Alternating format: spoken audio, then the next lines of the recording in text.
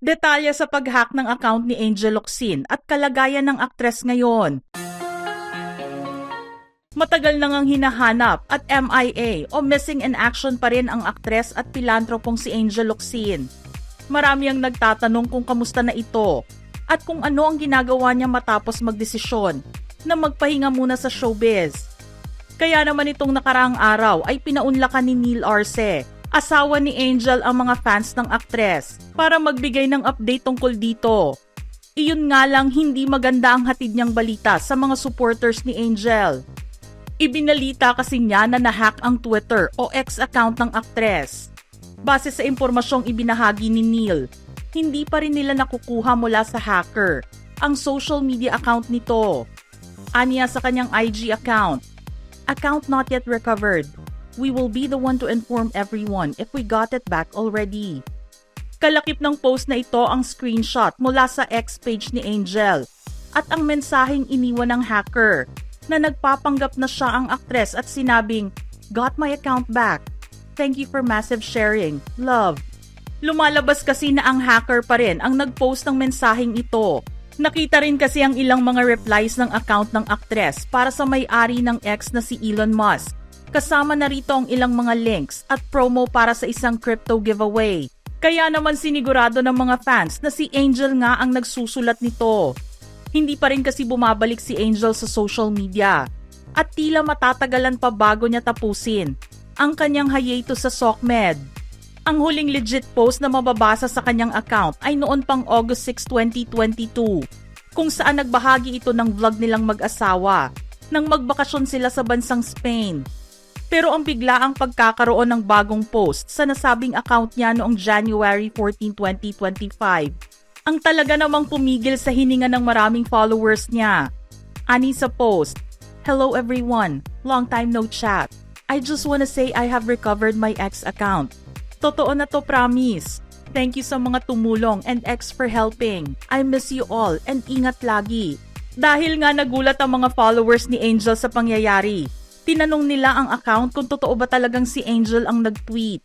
May isang quoted post din ang nakita sa account at tinag mismo si Neil para ipa-confirm kung totoong si Angel nga ang nag-post ng message.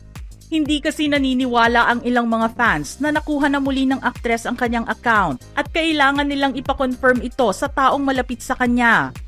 Ang isa nga ay nag-sorry pa kay Angel at sinabing may trust issues na ito, kaya kailangan ng confirmation bago ito maniwala na talagang nakabalik na siya at hindi na siya MIA. Pero makalipas lang ang halos isang araw, biglang nagkaroon ng positibong resulta ang pagkakahack ng account nito. Nabasa na kasi ang post ni Neil at kinumpirma nitong account recovered na ang social media ng kanyang misis.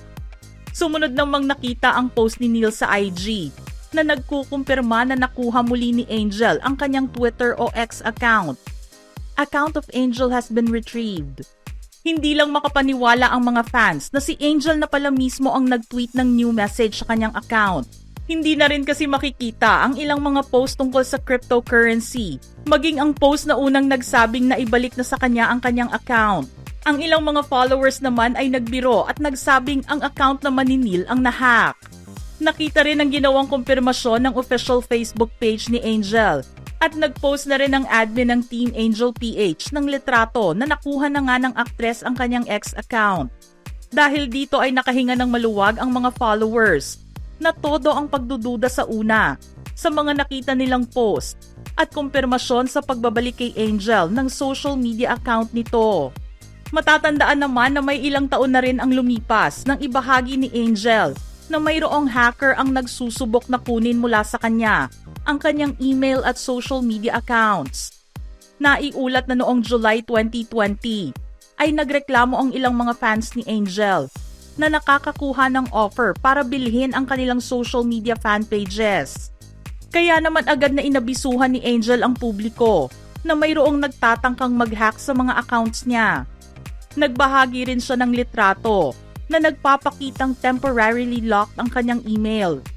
Ilang mga monitored activities din from an unfamiliar location ang kanyang nakita rito. Napag-alaman naman na ang location ng login attempt na ginagawa ng hacker ay sa Miami, Florida, USA.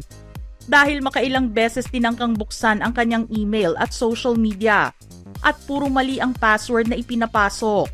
Nag-block automatically ang accounts nito. Pero bago ito mangyari sa kanya, nabalitaan niya na talamak sa IG ang mga modus na pagbili sa social media fan pages. Unang nabiktima rito ang fan accounts ng aktres na si Bea Alonzo. Nalaman ni Angel ang tungkol sa modus dahil ang admin niya ay isa sa mga nakatanggap ng mensahe na inaalok siyang ibenta sa nag-message ang fan account ng kanilang idolo. Ayon naman sa mga balita na lumabas, natanggap ng admin ni Angel ang private message na ito mula sa isang netizen noong July 11, isang araw matapos lumabas ang hatol ng Kongreso sa pagbasura ng franchise renewal ng ABS-CBN. Kaya naman marami ang nagtatanong kung posible kayang magkaroon ng koneksyon ang failed franchise renewal sa fanpage hacking at sa pag-hack ng social media accounts ni Angel. Marami nga ang nakamiss kay Angel, hindi lang sa social media, kundi ang makita siyang umaarte sa TV o pelikula. Pero mas namiss siya ng mga tao sa pagtulong niya sa kapwa kapag may balita ng sakuna o environmental disaster. Kita kasi nila ang dedikasyon niya sa pagtulong. Nasisiguraduhing mauuna munang mabigyan ng tulong ang mas nangangailangan. At sa sandaling pagbabalik at pagpaparamdam niya sa social media, gusto tuloy malaman ng mga fans kung kamusta na ba ang aktres. Kahit maraming tanong tungkol dito, hindi naman sila nagbigay ng konkretong kasagutan ni Neil.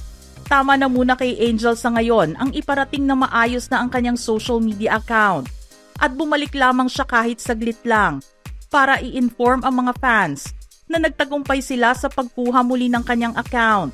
Hindi rin nagpahaging si Angel kung magbabalik na ba siya sa trabaho sa lalong madaling panahon o mananatili pa ring isang private citizen. Para sa ilang mga fans naman, okay na sa kanila ang panandaliang pagpaparamdam na ginawa ni Angel. Kontento na silang malaman na kahit sa social media lang ay narinig o nabasa nila ang mensahe ng kanilang idolo. Umaasa na lang sila na sana ay mapabilis na rin ang pagbabalik nito sa showbiz. Isa kasi si Angel sa mga artistang tinitingala pagdating sa pag-arte. Nahasa na rin kasi siya rito dahil may 2 dekada na rin mula noong magsimula siyang umarte bilang kapuso at ipinagpatuloy naman bilang kapamilya. Ang mga fans ni Angel ay patuloy na magsasabing, "Welcome back, Angel, and we hope to see more of you on social media." At hihintayin ang muling pagbabalik nito sa showbiz. Mga ka-showbiz peeps, gusto naming marinig ang inyong reaksyon sa ating istorya ngayon. Isa rin ba kayo sa mga nakamiss kay Angel Locsin? Send in your thoughts in the comment section below.